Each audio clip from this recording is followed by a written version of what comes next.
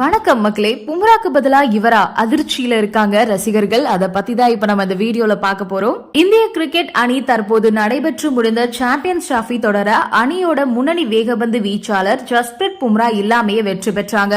இந்த சூழ்நிலையில முன்னாள் வேகப்பந்து வீச்சாளர்களான டேல் ஸ்டெயின் மற்றும் ஷன் பாண்ட் இவங்க ரெண்டு பேரும் இந்த தலைமுறை பந்து வீச்சாளர்கள் பத்தி சில முக்கிய கருத்துக்களை பகிர்ந்திருக்காங்க.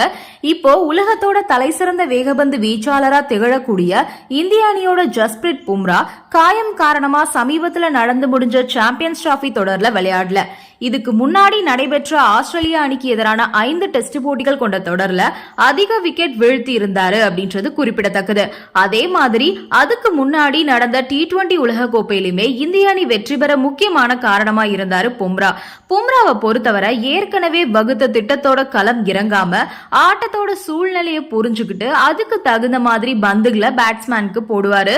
இதனாலதான் பும்ரா நுணுக்கமான பந்து வீச்சாளர் அப்படின்னு அழைக்கப்படுறாரு.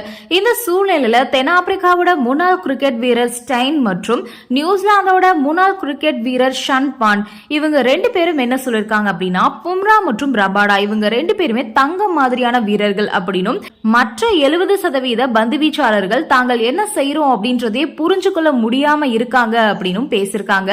இதுல ஷென் பாண்ட் என்ன சொல்லியிருக்காரு அப்படின்னா, ஒரு சர்வதேச பந்து வீச்சாளராக ஒருவருக்கு போட்டியோட அனுமானம் எப்பவுமே இருக்கணும்.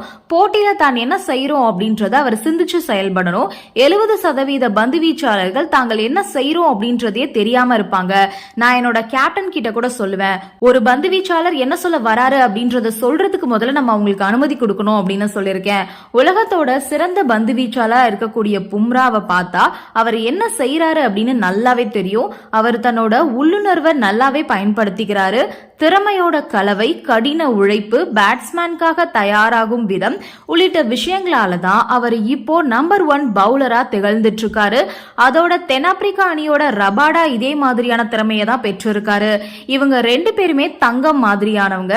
இவங்க விளையாட்டுல எந்த நேரத்திலையும் வந்து எப்படி பந்து போட சொன்னாலும் பந்து போட்டு விக்கெட்ஸ் எடுக்க திறமை கொண்டவங்க தான். அதனால இவங்க ரெண்டு பேரை தவிர வேற எந்த பவுலர்ஸ் கிட்டயுமே இந்த மாதிரி விஷயங்களை நம்ம பார்க்கவே முடியாது அப்படின்னு சொல்லிருக்காரு. இந்த நிலையில தான் டெத் ஓவர் ஸ்பெஷலிஸ்டான பும்ராக்கு பதிலா சிஎஸ்கே அணியோட பதிரனாவை ஆட வைக்கலாம் அப்படின்னு எம்ஐ நிர்வாகம் முடிவு பண்ணி சிஎஸ்கே கிட்ட பேச்சுவார்த்தை நடத்தியிருக்காங்க. பும்ரா காயம் காரணமா ஐபிஎல்ல சில போட்டிகள்ல ஆட மாட்டாரு.